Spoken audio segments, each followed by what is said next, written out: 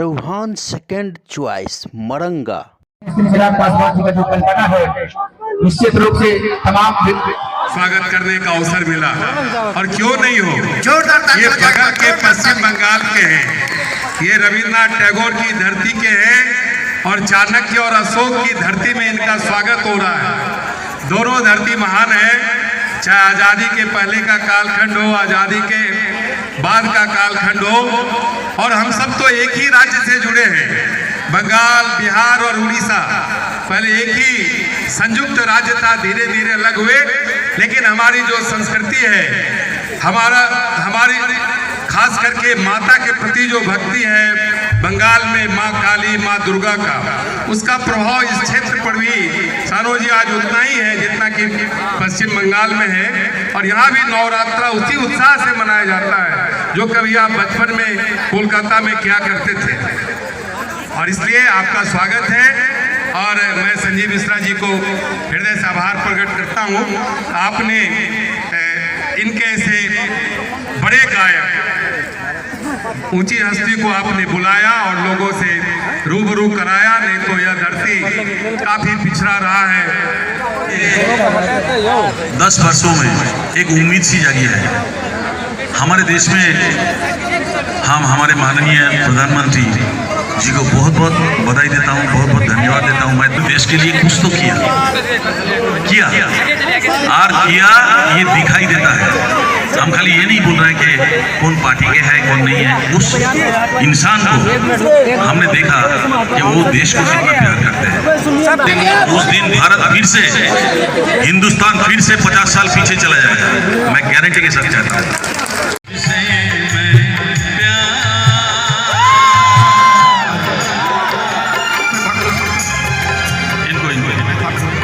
आने दे भाई, कहाँ गया?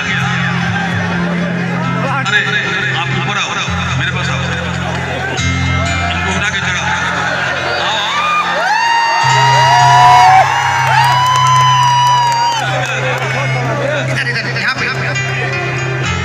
आज दादा ने बताया हुआ क्या इन्होंने इस गाने में सबसे ज्यादा डांस किया। तो बड़े भैया आपसे मेरे को पूछना था, वो कौन सी ऐसी लड़की जिसे मैं प्यार करता था।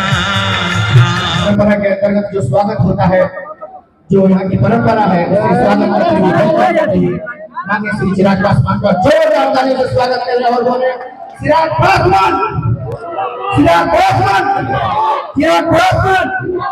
और हम इस प्रांगण में तहे दिल से उनका आभार प्रकट करते हैं।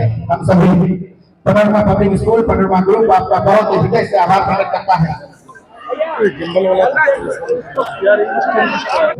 संजीव मिश्रा जी साल उड़ाकर और मिथिला परंपरा के अंतर्गत अभिवादन करते हुए, में डबल इंजन की सरकार है, केंद्र की ही तर्ज पर जब राज्य में भी सरकार है, तो मैं उम्मीद करता हूं कि हम लोगों के जितने सपने, युवाओं की जितनी जरूरतें हैं, आने वाले दिनों में कम से कम उसे पूरा किया जाएगा। मैं उम्मीद करता हूं कि कम से कम अब हमारे बिहार के युवाओं को दूसरे राज्य, दूसरे प्रदेश शिक्षा, रोजगार के लिए नहीं जाना पड़ेगा।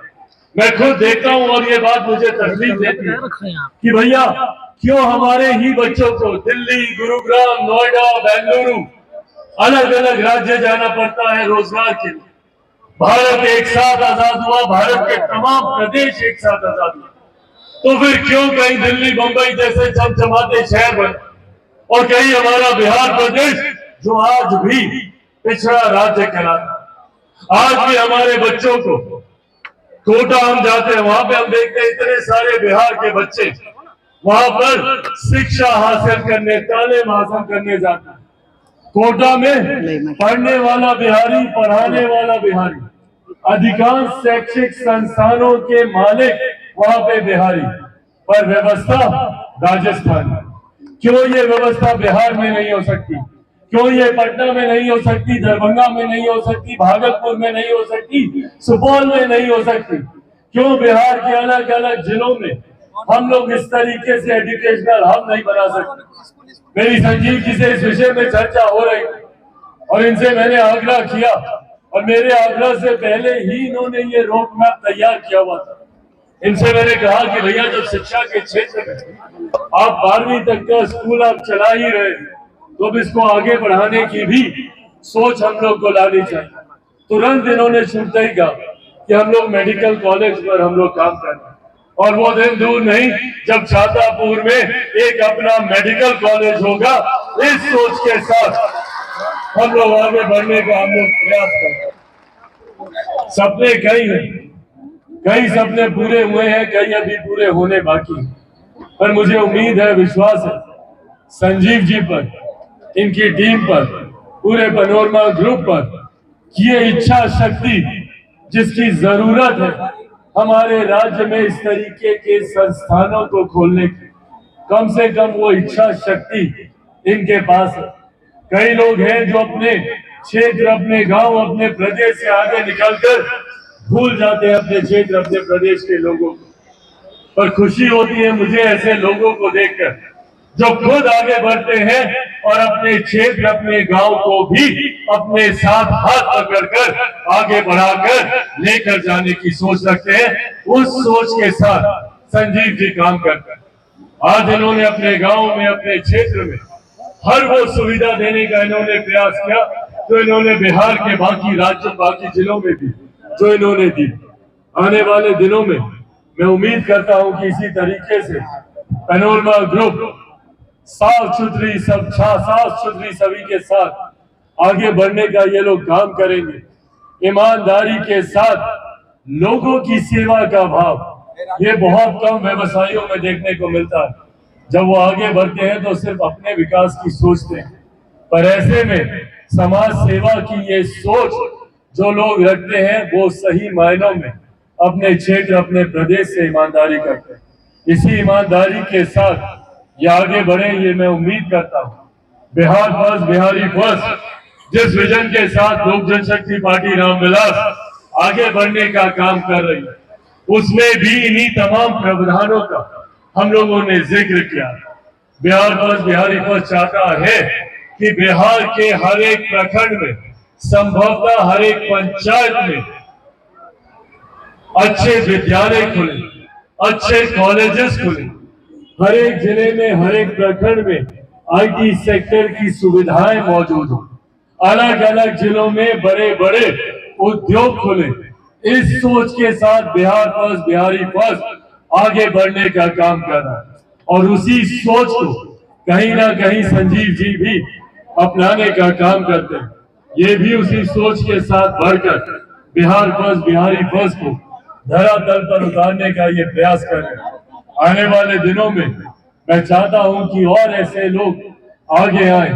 अगर एक विकसित बिहार के निर्माण को, विकसित बिहार अगर हम लोग को बनाना है, हमारे पूर्वजों ने जो बिहार का सपना देखा था, मेरे खुद के नेता, मेरे खुद के पिता आदरणीय रामविलास पासवान जी लंबे समय तक संघर्ष किया इस उम्मीद से, जिस बिहार का सपना उन्होंने देखा उस सपने को वो पूरा कर सके।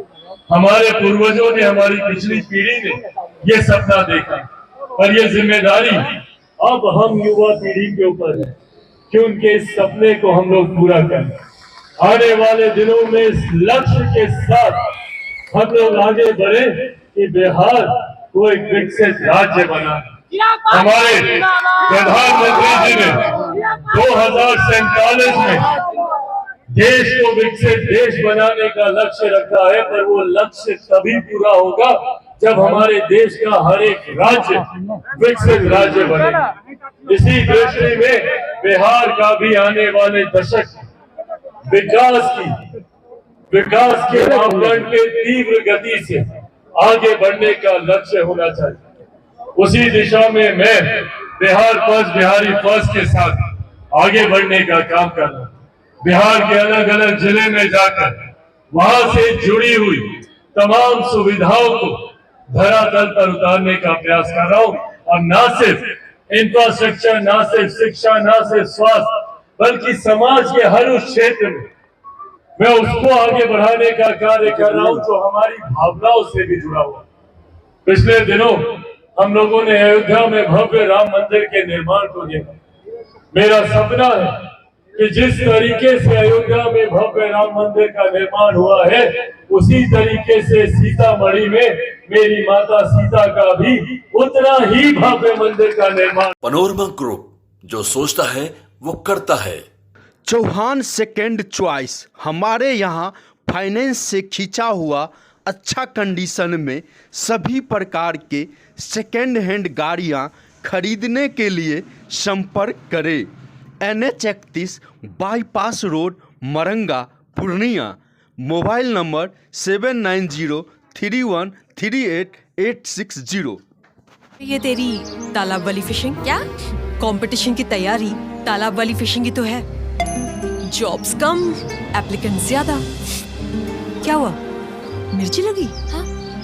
अगर लाइव बनानी है ना तो मेरी तरह अरीना एनिमेशन से स्किल ले और ज्वाइन कर एनिमेशन और VFX इंडस्ट्री। अगर जॉब्स के लिए कहीं कंपटीशन नहीं है तो वो है मीडिया और एंटरटेनमेंट इंडस्ट्री, और उसके लिए बेस्ट प्रिपेयर करता है Arena animation.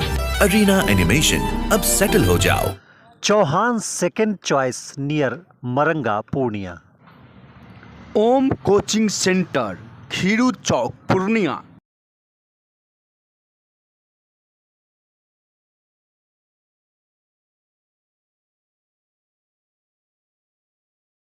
Relax physiotherapy, exercise एवं बिजली चिकित्सा केंद्र, doctor Kshitij Ranjan, physiotherapist, doctor Vibha Jha के अपोजिट, पूर्णिया। नमस्कार, हम अहाँ सबके Ravi Sudha Chaudhary, Bollywood actor and producer. हम मिथिला खबर देखे वाला सब दर्शक की अनुरोध करै छी कि अहाँ सब ई चैनल के सब्सक्राइब करू, लाइक करू और ढेर सारा प्यार दू।